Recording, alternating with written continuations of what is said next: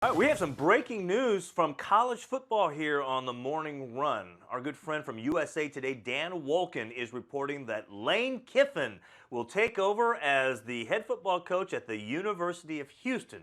You may recall that Tom Herman was there, left for the University of Texas to replace Charlie Strong. Kiffin, now the offensive coordinator at Alabama, will be making the move to Houston, and we've been hearing how he wanted to get back as a head coach. He'd been talking with schools. We didn't really know just how much interest there was on the other side of things.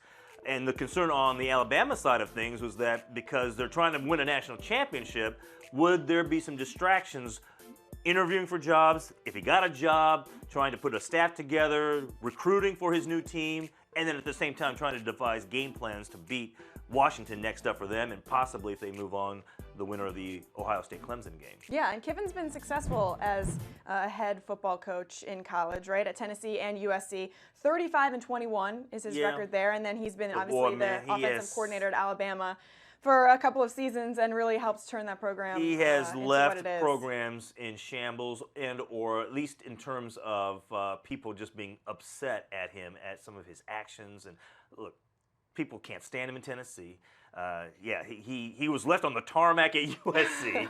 He got the job at Oakland. I mean, the guy has had some great jobs, right? Right. And now he's getting the opportunity at Houston. And this is just so typical Nick Saban, oh, by the way, because it looks like now Steve Sarkisian will just move into the offensive coordinator job next year. And we've been seeing and we've been hearing rumblings about how these two guys, talking about Kiffin and Saban, have knocked heads, and you even see it during games. Right. I mean, Saban has Screaming torn at each other into Kiffin on the sideline. about some of the play calls and some of the things that the offense has done or not done.